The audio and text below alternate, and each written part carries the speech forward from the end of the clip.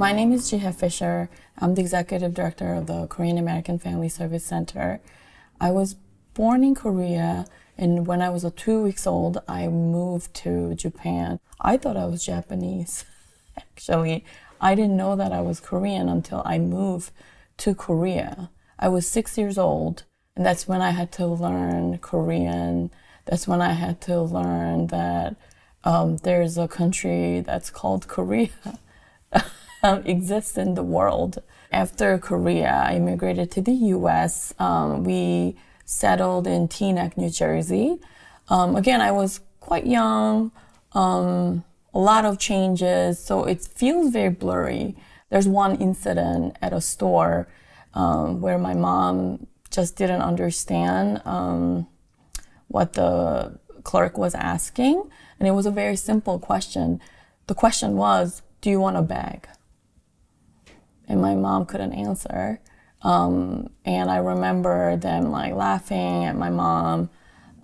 So I was only 10, so I had to kind of interject and said, yes, we want the bag. But I wanted to say something more than that. I wanted to just be self-sufficient because I knew that there weren't a lot of supports that I could receive. And I never complained. I never complained to my parents. I never felt resentful towards them because I saw how hard they were working. And I wanted to make them proud. I studied violin performance in college. And upon graduation, I was working at a nonprofit music school. There was a budget cut, and I saw that a lot of the students couldn't come back to the school to learn music. And I think that's when I decided to create my own. And I decided to go to grad school for nonprofit management. Attending the new school, I found this new passion to go back to my roots, which is being a Korean American. I started as the self-sufficiency coordinator at the Korean American Family Service Center in 2011. The supervisor at the time, I asked her, what does it mean to be a self-sufficiency coordinator? I don't feel self-sufficient. There are a lot of jargons in nonprofit world, and self-sufficiency coordinator means that you're coordinating job training programs. And I was so excited to work with Korean Americans. Self-sufficiency program at the time wasn't a typical program in nonprofit world because we work with immigrant survivors of gender-based violence. So one of the key factors for these immigrant survivors are not able to flee from the violence, it's because of the economic reasons. When I started, there were 5 survivors taking classes. There were only 5 of them. I just couldn't understand why there were only 5. There must be so many more. So what I did was I started to promote the programs through Korean media. And then shortly after, we had 123 students. I was really lucky at the time because we had 2 really wonderful volunteers who taught computer and English. When we started the computer class, we had 12 students, and they didn't know how to even turn on the computer. And they were so proactive, except for one student. She wouldn't do anything. She would just sit there silently for the whole class. And she would be absent a lot. So I went to her and I said, do you need like maybe more private place to do the computer class? And she says, she didn't even say yes. She goes, so I said, okay, we could set up a time to meet. Let's just do like 101. So then she came. we started with the how to turn the computer on, all that stuff. Then I wouldn't see her for like weeks. And I never gave up. I would call her every day. Come, it's okay. You could cancel anytime, but come. Just don't give up. She would say, yeah, ne. Like, that's it. But then she came. That's when I saw a bruise on her arm, and she was trying to hide it. I didn't address it. We talked about computer again. Okay, this is how you turn the computer on.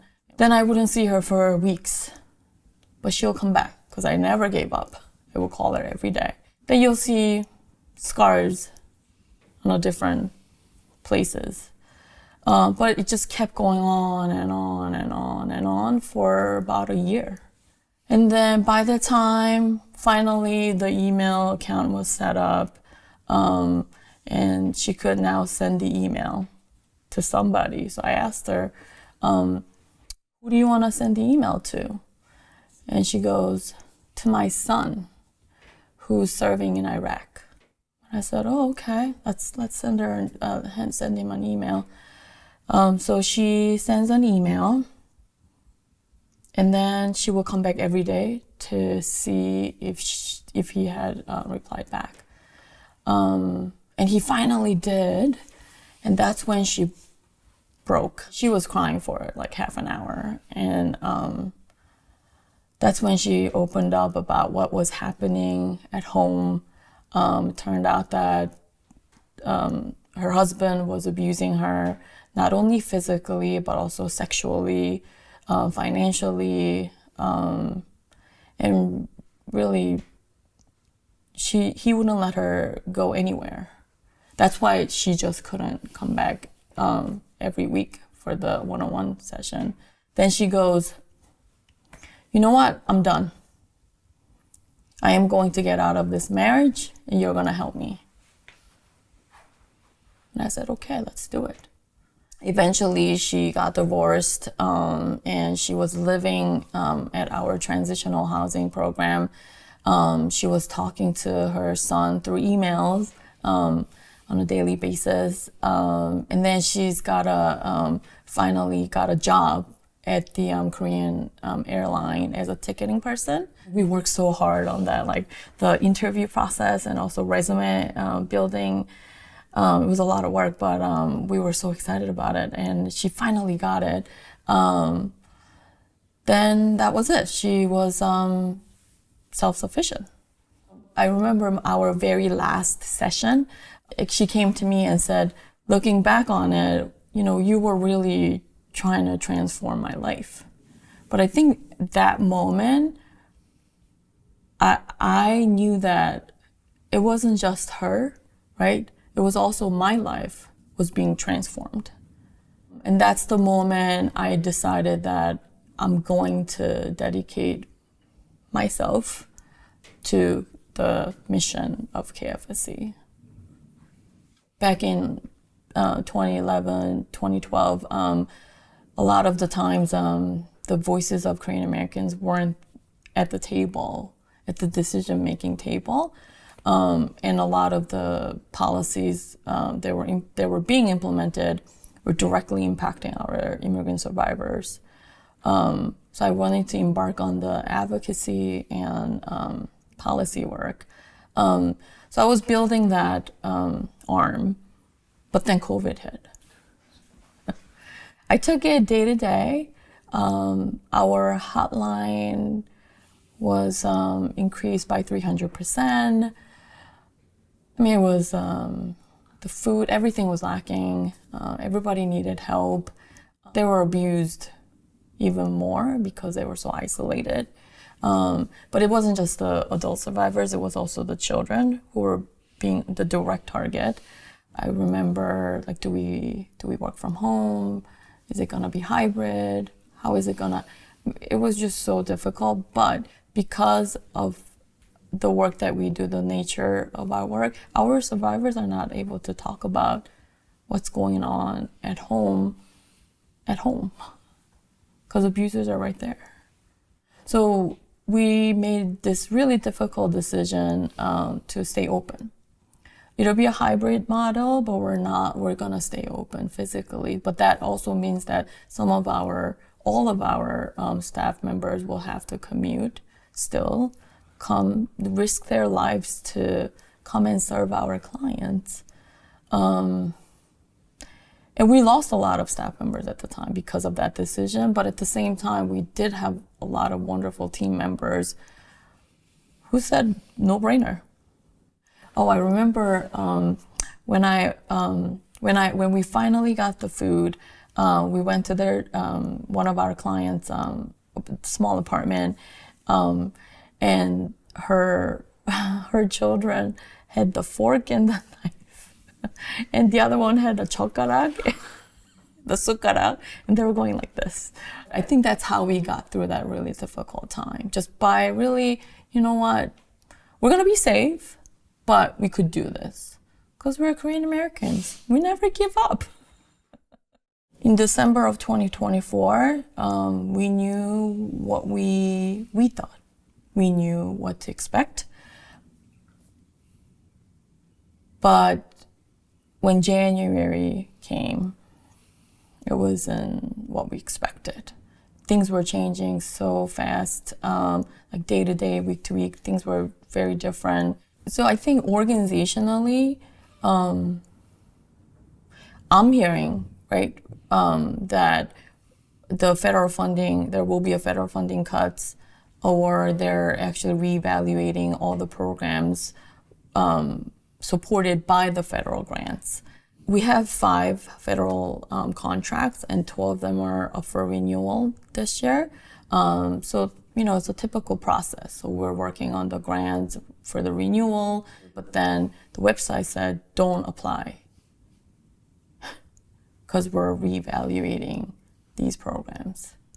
So we stopped writing, just waiting to reopen. I just haven't seen it yet. So there's the funding side of it. And then the community side, because our location, our hotline, our 24-hour hotline is so confidential, a lot of the, not only the survivors, but just the community members will call us and ask about the immigration status, from undocumented to even for those who are documented. They will call us because there's just so much fear going around. But the thing is, like, so we will try to get answers from the government agencies and whatnot, but there's no answer right now. Everything feels very chaotic. And then survivors themselves, they're not gonna report their incidents. That just stopped. We saw a very drastic difference. They said, look, you know, I'm just gonna take this. I'm gonna take the abuse. It's better than being deported. And some of our shelter clients, they're afraid of going to work because if they get picked up, what are they gonna do with their children, right? So that's happening. We had to make sure that the data and everything is secured. These federal grants actually support very core programs that we have, like transitional housing program. This is a really essential service that we provide to these survivors and their children. We give them rental subsidies up to 24 months. This is a really important program because it gives them not only a safe place to live, a confidential place to live, but also gives them sort of like this breathing room where they could think about their future. How are they going to be self-sufficient? How are they going to raise their child? A lot of these transitional housing program participants are single mothers. How are they going to get a job, right? And this is when they come to our economic program to get the job skill sets that they need. Because we're not just providing the English and computer classes. We do 101 counseling sessions. one-on-one job consultation. And that individualized sessions are very important to our clients. This was very recent, like last year, like end of last year. We had a mom and 2 daughters being admitted to our emergency shelter, so they're able to stay up to 3 months safely. When I talked to the daughters, they said they're very excited to move. And I've never seen kids being so excited to move to the shelter. So I asked them why. One of them goes, I'm able to have kimchi without being punched in my face. That's why they're so excited. But now these programs are in jeopardy. Soon as October of this year. The transitional housing program, the emergency shelter, 24-hour hotline, just mental health support through our counseling sessions, case management. These are really core programs and services that are being in jeopardy. But again, we're Korean Americans. We never give up. We're persistent, we're resilient. Our survivors are so resilient, and that's one thing that I learned over and over and over. So I know that KAFSC will go through this difficult time, but of course, we need everyone's help. This is the time we're gonna really rely on our friends and allies. They could become a volunteer. They could donate. They could come to our galas and be the sponsors, because these funds that are being raised at our gala, it's going to directly impact our aunties, our moms, and our 할머니es, and their children and grandchildren.